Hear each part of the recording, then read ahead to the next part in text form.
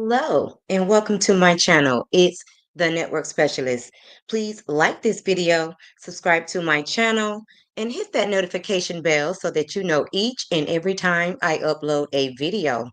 Everything I will discuss in this video is alleged and in my very own opinion, used for entertainment purposes only. Today, I will be doing a recap of The Real Housewives of Atlanta, Season 16, Episode 15, Chapter 3, Rebirth. So let me say some hellos.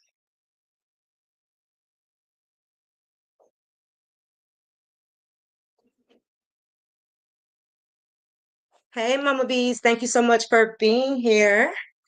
Hey, Aries Girl Podcast, thank you so much for being here. Hey, Sharon Godbolt, thank you so much for being here. Okay, and I'm assuming that you guys can hear me. So if you can hear me, please put a 1 in the chat. And then I will go ahead and get started. And guys, make sure you like the video on the way in so that you push my video up into the algorithm. Thank you so much, guys, for letting me know that you can hear me. Okay, so let's get into this recap. So now I'm starting to get a better sense of which friendships are real and which ones are fake. Okay. For starters, I think Drew and Angela's friendship is authentic. And I believe that these ladies would hang out together even if there were no cameras. So I do believe that they have a truly genuine friendship. And it was said that Drew is the one that got Angela on the show. So I think these ladies are really friends. And being on a show like this, you know, you need a friend, okay? You need to have somebody that you can fall back on, who can just be there, because this is a tough situation. Anytime you get a group of ladies together, there's always going to be drama. There's always going to be situations where people's personality clashes. So, you need somebody, in your corner. So, Angela and Kelly um, are having a conversation while munching on their. I'm sorry, was that? Let me see. I'm sorry, that was Angela and Drew. They were having a conversation while they were munching on their continental breakfast because that's what it looked like. No shade. So this is the next morning after their Girls Gone Wild night, vacay. Hey, Paula, thank you so much for being here. So, Brit is the topic of the conversation, and they talked about how they felt like she was performing when she was consoling Shamia. And you know how they always say that it's Drew, the actress, who's always putting on a performance.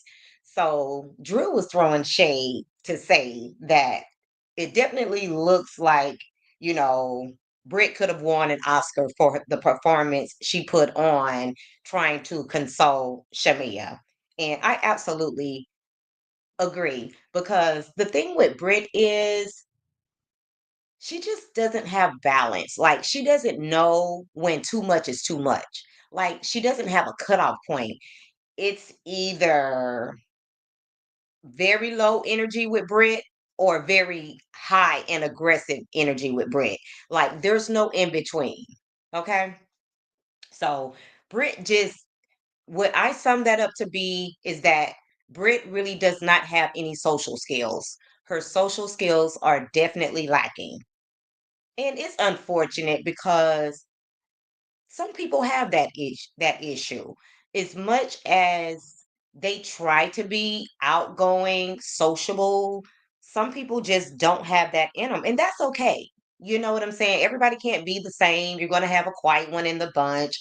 You're going to have a loud one in the bunch, But what makes it look so bad for Brit is she's either always showing so much nudity or just being so out there, but then at the same time, she doesn't have social skills. Those two things usually go hand in hand. So when she tries to turn up and be friendly, it always comes off as being awkward. And we're going to still talk about Britt as if she's still here because she's in the episodes. So we have to include her, even though we know that she's not coming back because a lot of stuff is starting to make sense now. Okay.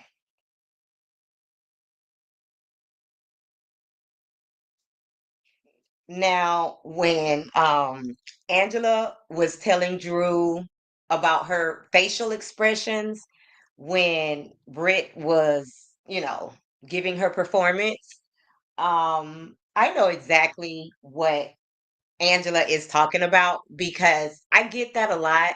Like my expressions say everything without me saying anything. Like people have always told me that, I make sounds, I make expressions without even knowing it. And that's what Drew gives me. Like Drew always have these expressions on her face that says a lot without saying anything.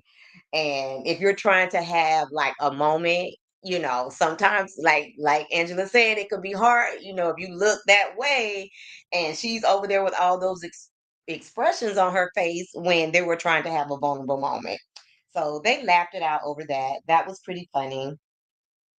And they also talked about the fact that Kelly and Britt aren't as close as they initially thought that they were, and how it seemed like Britt was by herself at the dinner the night before. Okay. Now, I noticed that like early on, like they're just bringing it into the conversation, but up until Kenya's event, they were calling themselves besties.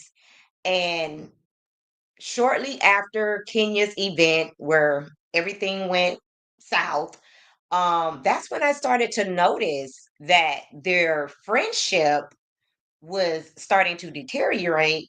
And she was starting to be a lot closer with Shamia, but we'll get into that, a little bit more later. So the OGs, Cynthia and Portia meets up in Portia's room, and Phaedra joins them because she knew where to go to meet up with the OGs and talk about the newbies. So, that was a good look for me. It brought back memories of when the show was what we knew and loved, because now it's something different. There's a totally different feel, totally different vibe. But just seeing those three ladies together kind of took me back down memory lane. Okay. So after the conversation about how Phaedra likes to go to sleep watching crime shows, you know, they too started talking about the apparent distance between Britt and Kelly. Now, I do the same thing. I like to go to sleep, watching crime shows as well. I talk about true crime on my channel all the time. So, y'all, you all know that I love true crime. So, that was funny that they said that about Phaedra and she agreed. Yes, I like to go to sleep watching, crime shows.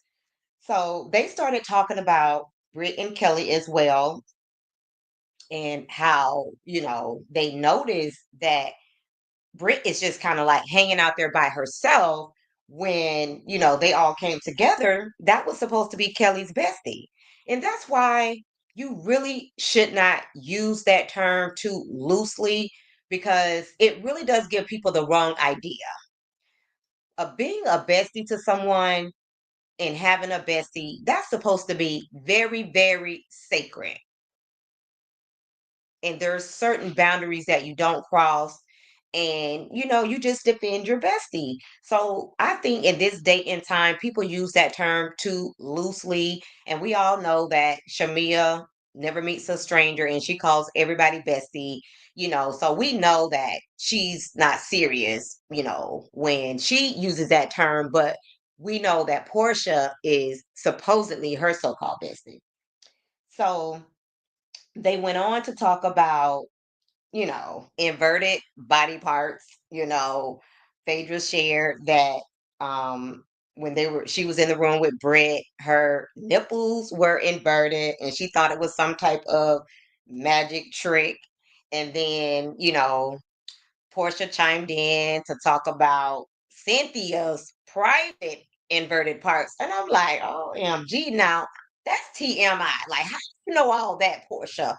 Like, that's giving a bit too much. But whatever, it's their girls' time. And, when you're hanging out with the girls, sometimes the conversations do get a little risque. So I ain't mad at it. Okay. So then, Britt, the person who is the topic of all the morning combos, she shows up at Kelly's room because it seemed like she had a few things that she wanted to get off of her chest.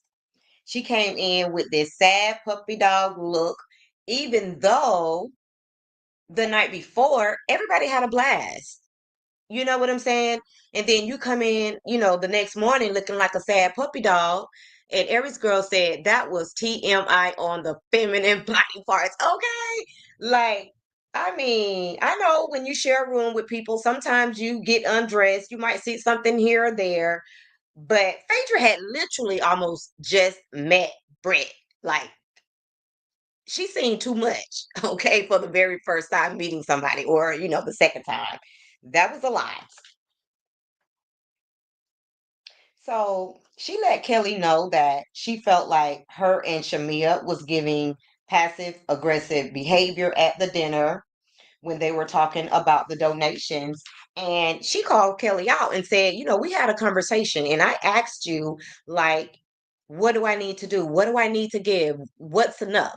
So honestly, I think Kelly kind of threw Britt up under the bus because all of this stuff is new to Britt. So she turned to her best friend who was also hosting this vacation. And, she asked her about the donations. And I feel like that Kelly gave her a basic answer and, said whatever she said. And then when Shamia brought it up and called it out and was telling everybody that, oh, she brought this box with 3 packs of tissue or whatever the case may be, Kelly just abandoned, Britt and just went along with Shamia. And I don't think that that was the right thing to do.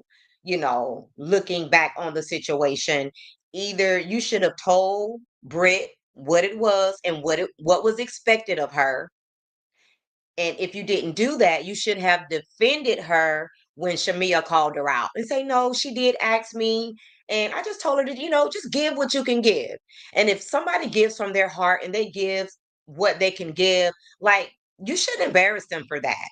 You should have been more specific, or, you just should have, just let it ride and not try to embarrass the girl with your new bestie per se.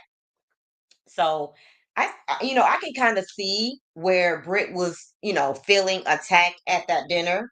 And then Portia jumped in, to say, oh, I gave $1,000 and, this, that, and the other. So I did feel like that was kind of an unwarranted attack on Britt.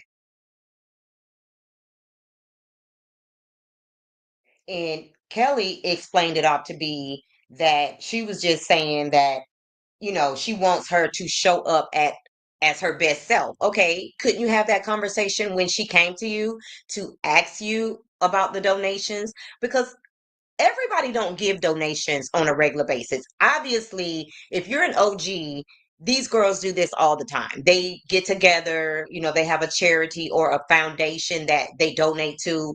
That's understandable. This is Brit's first season, okay? And the only reason why Kelly probably knew, and I could see Kelly being a person who donates to charities on a regular basis as well, because she's very well connected in Atlanta. But she also had Shamia to lean on just to make sure she was doing everything right. And I guarantee you, if Kelly didn't do everything right, Shamia wouldn't have called her out on it. So these people are very picky who they choose to call out on their BS, okay? So In the confessionals, Britt said the reason Kelly is really mad at her is because she had a meeting with her glam squad. So apparently, sometime, in the past, Britt must have found herself in a situation where she needed a glam squad. So, and it could have been her event that she had, you know, on the golf course or whatever. It could have been that event. But however, she needed a glam squad. So she must have been in a situation where she really didn't have many options. So I believe Kelly, being a friend, she offered Britt her glam squad. Okay. So Britt called Kelly out to her face and said that she uses her glam squad as a shield, but it's okay to just show up at Kelly. And ironically, I can kind of see what she's trying to say. I can kind of see that in Kelly because Kelly overdoes everything. Like, um, everything has to be this like big production with Kelly. And with Brit shows up looking amazing. Like fashion is always on point. Hair, nails, makeup, outfit, shoes, everything. And she does it so seamlessly. Like it doesn't look like this big production like it does with Kelly. So I can totally get it. So um when she said that, Kelly said that she thought it was weird that Britt was talking about her entourage, but at the same time, she wants her entourage, you know. So I think Kelly thought it was going to be a one and done, but when Britt arranged a private meeting, without notifying Kelly with her glam squad, Kelly felt some kind of way about that. She felt some kind of way that Britt organized that behind her back. So Kelly went to her glam squad and told them that she didn't want them working with Britt. And Britt said it was Kelly's idea in the first place. But like I said, I believe that Kelly thought it was going to be a one and done. Like she didn't think that they would be sharing her glam team. And Kelly said that she didn't mind extending her team until Britt could find one, but again, she didn't think that it was going to be a permanent situation. So for me, it's giving that Kelly thought, again, that it will be a one and done, and Britt is trying to share her glam squad. And to be perfectly honest, I can understand why Kelly would feel some kind of way about that to some degree because more than likely they will be needing their glam squad at the same time for these RHOA events. And Kelly doesn't want to be in a situation where she needs her glam squad and they're over there servicing bread, you know. And some people will try to be shady and book the time that you would have probably booked the time so that you can be ready for any event. And Mama B says, please hit the like button, subscribe to the channel, and share the live. Thank you very much. So again, I get that. Obviously I don't have a glam team, but I know what it takes to get all glammed up. So I could see where somewhere down the line that would be a problem. And not only that, I've said it before, and I'm going to say it again. Brit is very, very needy. And sometimes, you want to be there for your friends, your besties, or whatever the case may be. But some people are just too draining. They will suck all of your energy just being too needy. I can think of a person in particular who is a Brit, just, always got something going on, an issue. They need this. They have a problem with that. They don't know how to work this.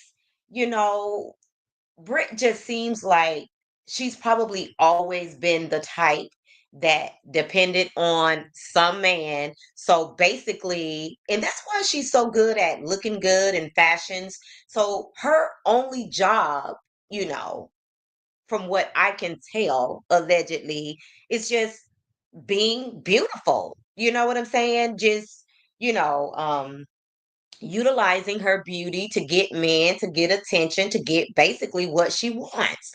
So outside of that, you know, she might be just as dumb as a box of rocks. You know, I hate to say that, but just don't know how to do damn near anything. So that's kind of how Brit is starting to show herself to be. She messed up at the event. She had no idea how to host an event. Now, come to find out, you borrowed her glam team, and now that's becoming an issue with your friend. Like, Brit is just too much work, honestly. And at the end of the day, everything that you give is supposed to be reciprocated. And if I find myself being the only one that's giving in a, friendship, then it's time to part ways, okay? Because what is expected of me, I'm going to expect the same in return from you, okay? So, next up is the pool party. So the girls showed up, hot girl summer ready. And when I tell you the looks were giving, they had on the cutest fits, the cutest little glamorous bathing suits, cover ups, all of that. So everybody started looking around and they were wondering where was the life of the party. Because keep in mind, Britt was the life of the party the night before, So I guess they couldn't wait to see Britt because they were probably embarrassed for Brit. So they were just probably looking forward to see the expressions on her face. Was she embarrassed by everything that went down? So everybody started saying, well, where is Brit? Even though Phaedra wasn't there at the time either. So Brit and Phaedra kind of came in at the same time. Right before that, Randall, the chairman of Grenada Tourism Authority, he showed up, and the single ladies were foaming at the mouth. When I tell you, they were looking that man up and down. And we all know Portia, she ain't even, her divorce wasn't even finalized. And she act like she can eat that man up. So when Britt did show up and she was serving the girls, with the looks, one thing about Britt again is she's always going to show up, with memorable fashions. Okay. When everybody else is looking similar and looking, have on something that's kind of expected, Britt is definitely going to serve a look. And Sharon said, Britt is just too extra. She is just, I like to use the term needy because that's what she comes off as needy, and extra will be another great term to describe her. So when Brit, so when they shared a shot with the chairman and talked about the jab that they would be attending later on that evening, the single ladies who seemed to be shooting their shot with the chairman was Kelly, Phaedra, and Drew. Okay, Drew is another one. The ink ain't dry, but it looked like she's ready to, move along. And OMG, I must admit, he was a tall, bow-legged drink of water. Okay, I didn't blame the ladies for wanting to leave with that man because, baby, mm-mm-mm, definitely my type. I love me a tall man. Okay, and the fact that he was tall and a little bow-legged, yeah. So, in the midst of them, talking about the jab, eyeing down, the chairman, Portia decided that she wanted to do something sweet for her friend Shamia. And keep in mind, when Portia was in the room with Cynthia and Phaedra, she talked about doing a photo shoot with that huge hat and just making it a whole photo shoot moment. But after, you know, I guess she thought about the situation with Shamia and everything that took place the night before. She decided to, you know, give the hat to Shamia so that she could take advantage of that photo op moment. And, Portia can be sweet when she want to be. I was very impressed that, she gave the hat to Shamia for the photo shoot. And it did pull on Shamia's heartstrings, which was, needed. And she felt like that she had her support from her bestie, and good for them, because I don't know how that situation ultimately is going to end. But for right now, we got to talk about what's going on now, and they're still in a good place. So poor Kelly and all of her divorce drama. It would be nice if her and Drew could be there for each other, since they're both going through the same thing. They're cool, but it would be nice if they could be cooler. So the ladies are getting jab jab ready and super excited about what's to come. And of course, it's shot o'clock. And what's a girl's vacation without alcohol? So they were not missing out on any alcohol. The car ride over to the Jab Jab was lit. Okay. They were excited. They were, taking shots, and they arrived, and the whole scene was wild. And I mean that in a good way. Like, I've never heard of a Jab Jab, but it looks like something that I could be down with. So they got there, they got all oiled up, and they danced with the people. And then, they made their way to their truck, where the party continued. More shots. Of course, Portia, you know, she was twerking and tricking off with, some of the attendees on the truck. And they were just joking around and saying, that they got pregnant or whatever while they was, on the truck. So when in, Grenada, you do what, the Grenadians do. So, they were trying to really do whatever the locals were doing, and they were having a really good time. So the next morning, the ladies packed their bags, and, they had one more sit down before they were going to head out. Britt talked about how she, scrubbed every crack and crevice of Phaedra's body again. TMI. Like, I don't know what's up with her and Phaedra, but Phaedra, you're a little bit too comfortable allowing this woman to be touching your body. Like, we get it. Britt is comfortable being totally nude. So that kind of tells us what she's done in her previous life. But you, Phaedra, letting that girl touch all over you and all up in the crack of your behind, like, Phaedra, you is there something you need to tell us? Like, Britt was just more than excited to share that with the girls. It was almost like, she's always had this in her mind, or like she is a total fan of Phaedra or something like that, because it was just really a bit much. And some of the ladies, they said that they still had some of the black oil on their bodies. Like, ugh, that black oil stuff, I don't know. I think I would have wanted to, I don't know. Like, they got back in the car with all of that, went back to the room. They should have showers at the event so that people don't have to track all that black oil wherever they're going to go when they leave.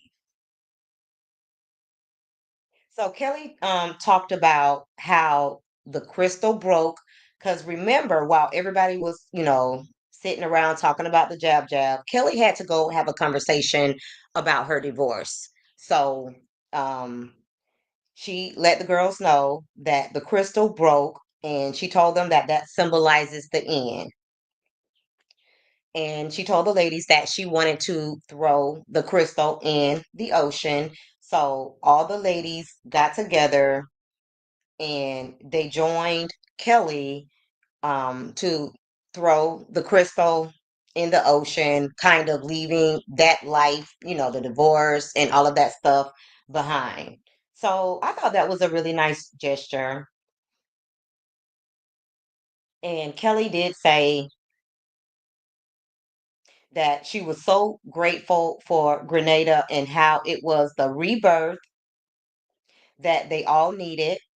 They were able to connect on so many new levels and relax, reset, and renew, which was the theme of the trip.